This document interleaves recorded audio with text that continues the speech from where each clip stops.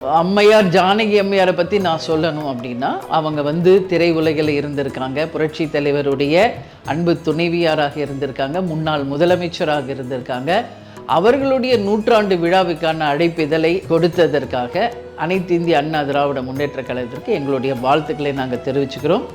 இந்த விழா மிக சிறப்பாக நடந்துக்க வேண்டும் என்பதை மனதார இந்த நேரத்தில் நான் வாழ்த்துக்களை தெரிவித்துக் கொள்கிறேன். 1990 திருமணம் முடிந்து சென்னைக்கு நாங்கள் வந்தவுடனே மதுரையில் மாபெரும் ஒரு கூட்டம். அந்த கூட்டத்தில் என்னால் வர முடியாது, அதனால் இங்கே நேரடியாக வந்து இன்றைக்கி வாழ்த்தியிருக்கேன் அப்படின்னு சொல்லி மனதார அவங்க எங்களை 2 பேரையும் வாழ்த்தி ஆசீர்வாதம் பண்ணி அன்னைக்கு அவங்க கொடுத்த இந்த பொக்கிஷம்தான் ஜானகி அம்மையார் வழங்கினாங்க.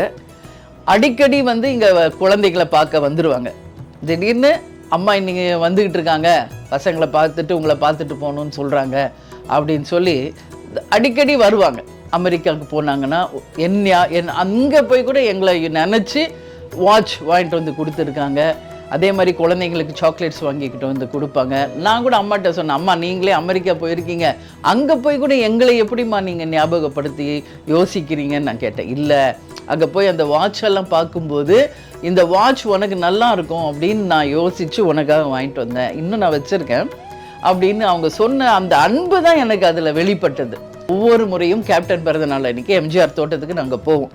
போயிட்டு அங்கே அம்மா கிட்ட வந்து ஆசீர்வாதம் வாங்குவோம். அதனால் கேப்டன் அங்கே போயிட்டு அவங்கக்கிட்ட பிளெஸ்ஸிங் வாங்கிட்டு வர்றதை ஒரு வழக்கமாக நாங்கள் வச்சுருந்தோம். அவர் ஞாபகமாக ஏதாவது ஒரு பொருளை எனக்கு நீங்கள் கொடுக்கணும் அப்படின்னு கேப்டன் வந்து ஜானகி எம்ஜிஆர் அம்மா கிட்ட கேட்டப்போ அவங்க கொடுத்தது தான் இந்த கோட். இது வந்து எம்ஜிஆர் அவர்கள் அவர் நடித்த திரைப்படத்தில் இந்த கோட்டை வந்து அவர் அணிந்து நடித்த இந்த கோட்டை வந்து எம்ஜிஆர் ஞாபகமாக கேப்டன் கையில் கொடுத்தாங்க.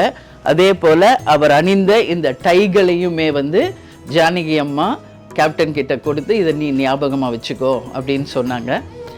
நான் வந்து அதிமுக தொண்டர்கள் கிட்ட நான் ஒரு விஷயத்தை கேட்டுக்கிறேன். இந்த கோட் புரட்சி தலைவர் எம்ஜிஆர் எந்த திரைப்படத்தில் யூஸ் பண்ணியிருக்காரு அப்படிங்கிறத நீங்கள் எனக்கு தெரியப்படுத்தணும் அப்படின்னு ஒரு அன்பான வேண்டுகோளை நான் இந்த நேரத்தில் வைக்கிறேன்.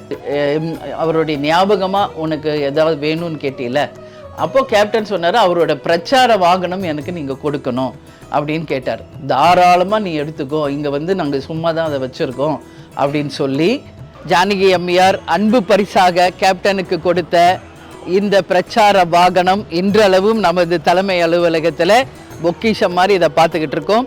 ஜானகி அம்மையார் மறைந்து விட்டார் அப்படின்ற செய்தி கேட்ட அடுத்த நிமிஷம் கேப்டன் ஷூட்டிங் எல்லாத்தையும் கேன்சல் பண்ணிவிட்டு காலையிலே அங்கே போயிட்டார் ராமவரம் தோட்டத்துக்கு.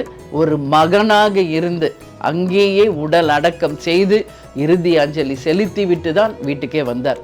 எங்களுடைய மரியாதைகளையும் அஞ்சலிகளையும் வாழ்த்துக்களையும் ஜானகி அம்மாருக்கு தெரிவித்துக் கொள்கிறோம். அனைத்து இந்திய அண்ணா திராவிட முன்னேற்ற கழகத்தை சேர்ந்த அனைத்து தொண்டர்களுக்கும் நிர்வாகிகளுக்கும் வாழ்த்துக்களை தெரிவித்துக் கொள்கிறேன். நன்றி, வணக்கம்.